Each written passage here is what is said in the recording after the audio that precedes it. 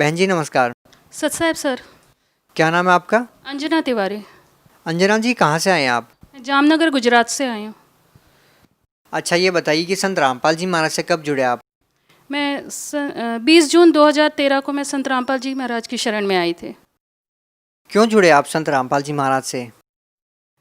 मुझे कुछ ऐसी प्रॉब्लम थी जिसका कोई सॉल्यूशन नहीं था। मेरे शरीर में बहुत ज़बरदस्त प्रॉब्लम थी जिसको ना कोई डॉक्टर समझ पा रहा था क्या है, ना कोई ओझा तांत्रिक समझ पा रहा था। मेरे पूरे बॉडी में पेन होता था, जैसे हज़ारों सुई चुभ रही है, कोई मुझे नोच रहा है, ऐसा होता था। मैं लगभग 17-18 साल में सोई भी नहीं हूँ।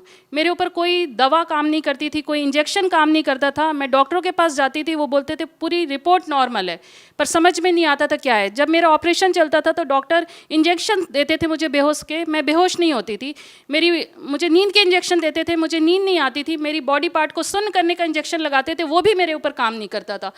वो पेन किलर देते थे, वो भी मेरे ऊपर काम नहीं करता था। तो डॉक्टर परेशान थे कि इतनी ज़बरदस्त तकलीफ़ है और कोई इंजेक्शन काम कैसे नहीं कर रहा। हमने अपनी लाइफ में कभी ऐसा केस नहीं देखा। जब हम ओझा तांत्रिकों के पास जाते थे या एस्ट्रोलॉजर के पास जाते थे तो वो बोलते थे ये ग्रह है, वो ग्रह है, ये बीमारी है, वो बीमारी है। फिर कोई मुर्गा मांगे, कोई बकरा मांगे, कोई कुछ भी मांगता था। कोई बोलता था महामृत्युंजय का जाप करा लो, कोई बोलता था काली का जाप करा लो, गया करा लो। हमने वो भी करा लिया, 20 लाख चले गए, पर प्रॉब्लम वहीं की वहीं रही, कुछ भी नहीं हुआ। फिर वो लोग बोलने लगे कि नाटक करते हैं कुछ, मतलब ऐसी प्रॉब्लम बोलने लगे। मतलब सब तरफ से हार गए हम। और जो मुझे ठीक करता था, जो ओझा तांत्रिक, पहले तो बोलता था 100% हम ठीक कर देंगे, पर अगले दिन वो हाथ खड़े कर देता था, बोलता था इनके ऊपर कोई ऐसी शक्ति है, इन्हें ब्रह्मा भी ठीक नहीं कर सकता। बोले जो हम इनके ऊपर से हटाने की कोशिश करते हैं तो वो हमारा जान लेने लगता है। तो ओझा तांत्रिक भी हाथ खड़े कर देते थे। मैं एकदम हताश हो गई। सुसाइड के अलावा मुझे कोई रास्ता नज़र नहीं आता था, पर मेरा बच्चा छोटा था। मैं सिर्फ रोती रहती, यही पूछती थी कि अगर परमात्मा कहीं हैं तो वो हैं कहाँ? इस कलयुग में तो परमात्मा आएंगे नहीं। जिसने जो बोला वो पूजा की। कोई बोलता था दुर्गा जी को मानो, कोई बोलता था हनुमान जी का। जिसने जो बोला उनको मानना चालू किया, पर कहीं से कोई रास्ता नहीं नज़र आ रहा था। ये बीमारियाँ कैसे ठीक हुई? मैं संत रामपाल जी महाराज की शरण में जब मुझे किसी ने पुस्तक भी नहीं दी, कुछ भी नहीं। सिर्फ मैंने आत्मा से पुकारा परमात्मा का, और टीवी पे गुरुजी का उस समय आ रहा था। अच्छा आप एक बात बताइए, आपने बोला कि आप जिस भी संत के पास जाते थे तो नाटक करते थे, कोई ठीक नहीं करता था। लेकिन यदि देखा जाए बहन जी, तो आज आप ये कह रहे हैं कि एक ऐसे संत ने आपको ठीक कर दिया जो स्वयं आज जेल के अंदर है, तो लोगों को ये नाटक ज़्यादा लगेगा। आप इस बारे में क्या कहना चाहेंगे? मैं वही बताना चाहूँगी कि जिनके पास हम जाते थे, जो लाखों रुपए लेते थे हमसे, वो तो हमें ठीक नहीं कर पाते थे, और जब नहीं ठीक कर पाते थे तो बोलते थे ये नाटक करें। और गुरुजी जिनके पास मैंने जाके अपनी कोई प्रॉब्लम बताई ही नहीं, मैंने सिर्फ टीवी में सुना था उनको, और मैंने जाके नाम ले लिया, गुरुजी ने आशीर्वाद दिया। मैंने तो अपनी प्रॉब्लम भी नहीं बताई गुरुजी को, सिर्फ घर पर आई, गुरुजी का सत्संग सुनना चालू किया, और जो मालिक ने, संत रामपाल जी महाराज ने जो हमें मंत्र दिया था, बस उसको जपना चालू किया और नियम मर्यादा में रह के भक्ति करनी चालू की। धीरे धीरे करके अपनी प्रॉब्लम साथ में, मतलब थोड़ी थोड़ी करके वो धीरे धीरे करके कम होती चली गई। जब कम होती चली गई तो हमारे अंदर विश्वास आया कि सच्चाई यहीं पर है और परमात्मा यहीं है। लेकिन लोगों को ये विश्वास कैसे होगा कि एक संत है, जेल में है, वो खुद परेशानियों में है, वो आपकी परेशानियों को कैसे ठीक करेंगे? क्या लोगों को ये नाटक नहीं लगेगा? आपके पास क्या प्रमाण है कि आप संत रामपाल जी महाराज जी से नाम लेने के बाद आपकी सारी बीमारियां ठीक हुई है, या आपको बीमारियां थी भी या नहीं थी? लोगों को कैसे विश्वास होगा इन बातों पे? क्योंकि हम 18 साल से हमने कोई ओझा तांत्रिक और डॉक्टर किसी को नहीं छोड़ा। कौन कौन से डॉक्टर को आपने दिखाया? कौन कौन से मेडिकल में आप गए? जैसे मैं फिजिशियन के पास भी गई। कौन से मेडिकल में? दिल्ली एम्स में, और स्वरूप रानी हमारा है इलाहाबाद का, वहाँ पर, और भी बड़े बड़े हॉस्पिटलों में गई मैं। Gynaecologist, neurologist, psychologist, physiologist, physician, सबके पास, किसी के पास मेरी प्रॉब्लम का कोई सॉल्यूशन ही नहीं मिला उन लोग, किसी को भी। तो लोगों को विश्वास कैसे हो कि आप एक ऐसे संत से ठीक हो सकते हैं जो जेल में है? उस संत से नाम दीक्षा लेने के बाद आपकी सारी प्रॉब्लम ठीक हो गई। उन्हें खुद सोचना चाहिए ये चीज़ तो, कि हमें भी क्या ज़रूरत है कि हम झूठ बोलेंगे। हमें गुरुजी ने कोई हमसे पैसे नहीं लिए और ना हमने उनको कोई पैसे दिया है। हम तो बता रहे हैं कि हम इससे पहले जिनके पास जाते थे, डॉक्टर के पास, इतने टेस्ट करा लिए हमने, हर ओझा तांत्रिक के पास लाखों हमने वहाँ दिया, पर हम वहाँ से ठीक नहीं हुए। और संत रामपाल जी महाराज जिन्होंने हमें पूरा प्रमाण दिखाया कि ये भक्ति सही है, पूरा प्रमाण दिखाया कि वो ब्रह्मा विष्णु महेश कौन है, पूरी सच्ची भक्ति दिखाई, और हमें जो मंत्र दिया हमने उसको सिर्फ जपना चालू किया। हमसे उन्होंने कुछ नहीं कहा, सिर्फ हमने उस मंत्र को जपना चालू किया और हमारी प्रॉब्लम अपने आप सॉल्व होती। तो एक बार ये पूरे मतलब जो हमारे जगत के भाई बहन हैं, मेरे ऊपर विश्वास ना करे, एक बार वो मंत्र लेकर जपना तो चालू करे। जब वो इतने लोगों को वो ट्राई कर रहे हैं, तो एक बार संत रामपाल जी महाराज की शरण में आके उन्हें भी ट्राई करें। वो जब वो ट्राई करेंगे तभी पता चलेगा। हमें भी कोई चीज़ को हम पहले ट्राई करते हैं। नहीं, आप इतना जोर क्यों लगा रहे हैं?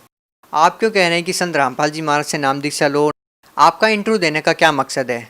मेरा इंटरव्यू देने का यही मकसद है कि मैं 18 साल से ज़िंदगी और मौत के बीच में झूली हूँ, और कोई मुझे ठीक नहीं कर पाया था। यहाँ तक कि सबने बोल दिया था, हमने लाइफ में ऐसा केस ही नहीं देखा। डॉक्टरों ने भी, ओझा तांत्रिक ने भी, वो भी बोलते थे कि हमारे पास बहुत बड़े बड़े भूत प्रेत वाले आए, पर हमने ऐसा नहीं देखा, ऐसा केस हमने देखा ही नहीं जिसको कि हम ठीक ही नहीं कर पा रहे हैं, और वो चीज़ हमारे ही ऊपर आ जा रही है हमारी जान लेने के लिए। और डॉक्टर तो ये बोलते थे, हमने ऐसा कोई केस नहीं देखा कि हम कोई दवा दें और इंजेक्शन दें और पेशेंट के ऊपर वो काम ना करे। ये पहला केस है जिसके ऊपर कि कोई इंजेक्शन काम नहीं कर रहे हैं, कोई दवा काम नहीं कर रही। वो मतलब मेरा ऑपरेशन चालू हो गया था, पर मैं बेहोश नहीं हुई थी। फिर मुझे बोलना पड़ा कि मैं मतलब होश में हूँ और मेरी पार्ट भी शुद्ध नहीं हुआ है।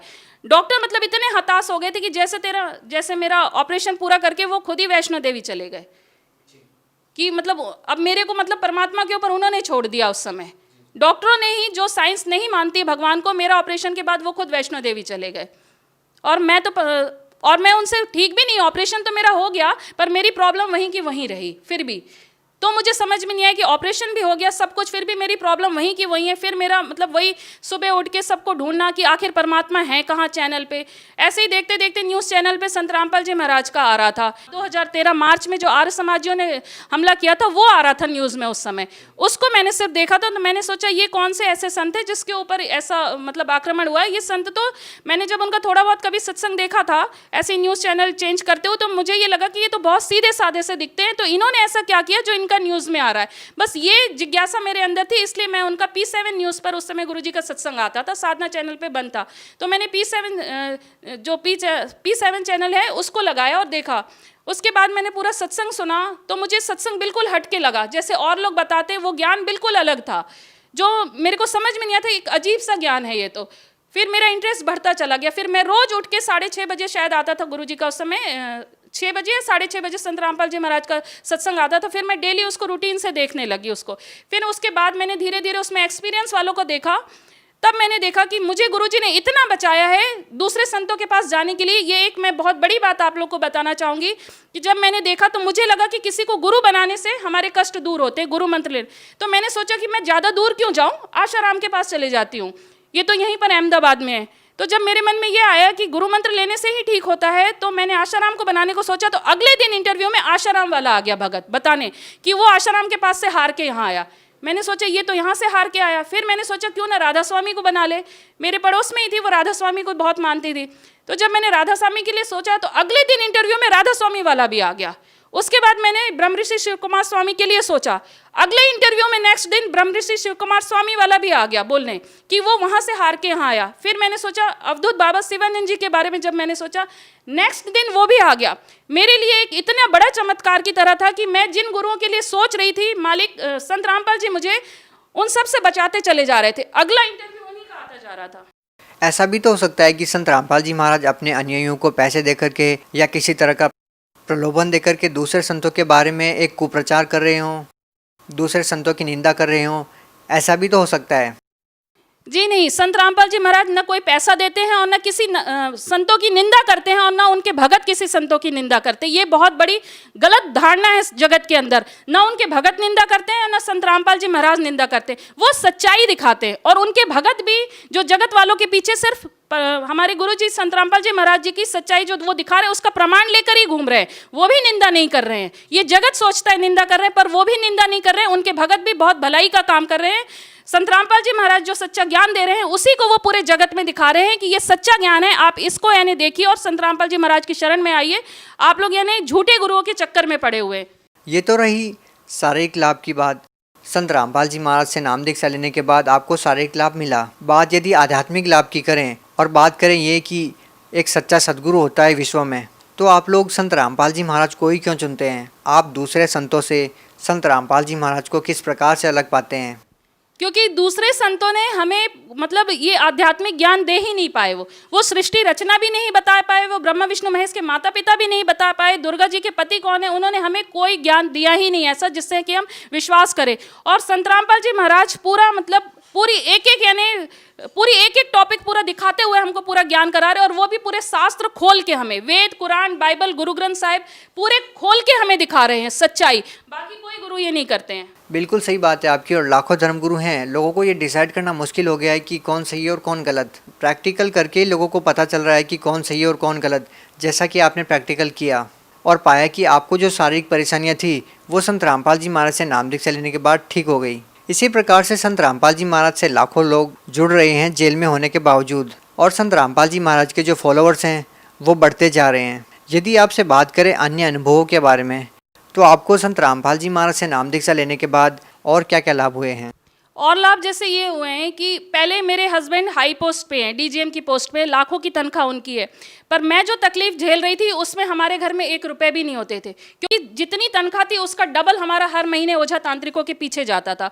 और जब से मैं संत रामपाल जी महाराज की शरण में आई हूँ, मेरा 1 रुपया नहीं गया। आज 4 साल हो रहे हैं लगभग, मैंने कोई दवा भी नहीं खाई है, कोई भी नहीं। इवन मुझे सर्दी खांसी और बुखार भी नहीं होता है। अच्छा, आप ये बताइए कि एक संत जेल में है, वो अपने शिष्यों को इतने सारे लाभ कैसे दे रहा है? लोगों को इतने सारे लाभ कैसे हो रहे हैं? जिसको देखो किसी का नशा छूट जाता है, किसी को आर्थिक लाभ हो रहा है, किसी को शारीरिक लाभ हो रहा है। संत रामपाल जी महाराज ऐसी कौन सी दवाई देते हैं जेल में बैठे बैठे कि लाखों लोग उनसे जुड़ रहे हैं और लाखों लोगों को लाभ भी हो रहा है?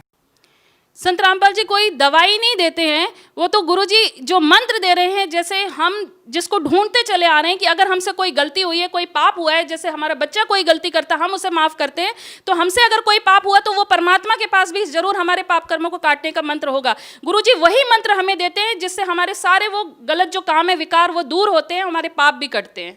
अच्छा, आप बात कर रहे हैं कि नामदान की। संत रामपाल जी महाराज से नाम दीक्षा कैसे ले रहे लोग जबकि वो जेल में है? आज संत रामपाल जी महाराज ने हर डिस्ट्रिक्ट में नामदान केंद्र खुलवा दिया है। संत रामपाल जी महाराज की का ये जो ज्ञान समझता है, उसके बाद वो अपने नामदान सेंटर पे अपने डिस्ट्रिक्ट में पता करके वहाँ जाके नाम उपदेश ले सकता है। संत रामपाल जी महाराज के बारे में आप क्या संदेश देना चाहेंगी? मैं सभी अपने जगत के भाई बहनों से यही बोलना चाहूँगी कि जैसे आप हर चीज़ ट्राई करते हो, एक बार आप संत रामपाल जी महाराज को भी ट्राई करके देखिए। उनकी पुस्तक ज्ञान गंगा पढ़िए, उसमें यानी सच्चाई देखिए। आप जो अपने जो भी पूजा पाठ करते हो, देवी देवताओं को मानते हो, आप एक बार सिर्फ शास्त्रों में लिखा है कि कलयुग केवल नाम आधारा सुमर सुमर नर उतरे पारा। तो जब हमारे शास्त्रों में ही लिखा है कि कलयुग में भक्ति इतनी आसान होगी कि नाम सुमरण से इंसान पार हो जाएगा, तो फिर ये लाखों मंदिर क्यों बने हुए हैं? यहाँ क्यों लोग जा रहे हैं? क्यों लोग बद्रीनाथ केदारनाथ जा रहे हैं जब हमारे शास्त्रों में ही प्रमाण है? जब हमारे शास्त्रों में ही प्रमाण है, ये पंडित ही हमें बोलते हैं कि बहुत खुशनसीब है वो जिन्हें मनुष्य जन्म मिलता है। मनुष्य जन्म के लिए तो देवी देवता भी तरसते हैं। तो यहाँ पर ही आप अपना कॉमन सेंस यूज कर लीजिए कि जो देवी देवता भी मनुष्य जन्म पाने के लिए तरसते हैं, तो उन देवी देवताओं की पूजा करके हम कहाँ जाएंगे? देखिए, आप एक एजुकेटेड महिला हैं। एक लास्ट पर्सन आपसे जानना चाहेंगे कि आपका जो ज़्यादातर फोकस होता है वो हिंदू धर्म के ऊपर होता है। क्या आप लोग हिंदू धर्म के खिलाफ कोई साजिश तो नहीं रच रहे? जी नहीं, ये हमारे संत रामपाल जी महाराज का ये जो भी प्रचार है, ज्ञान का जो सच्चाई है, वो किसी धर्म से रिलेटेड है ही नहीं है। ये तो उनके उसमें ही लिखा हुआ है कि जीव हमारी जाति है, मानव धर्म हमारा, हिंदू मुस्लिम सिख ईसाई धर्म नहीं कोई न्यार। हम सिर्फ ये कह रहे हैं कि हमारे धर्म ग्रंथों में जैसी पूजा पाठ लिखी है, बस हमें उसी तरीके से करनी है। और संत रामपाल जी महाराज भी हमारे जो धर्म ग्रंथों में लिखा है उसी के अनुसार हमें भक्ति करा रहे हैं। बहुत बहुत धन्यवाद। ओके, सत साहब।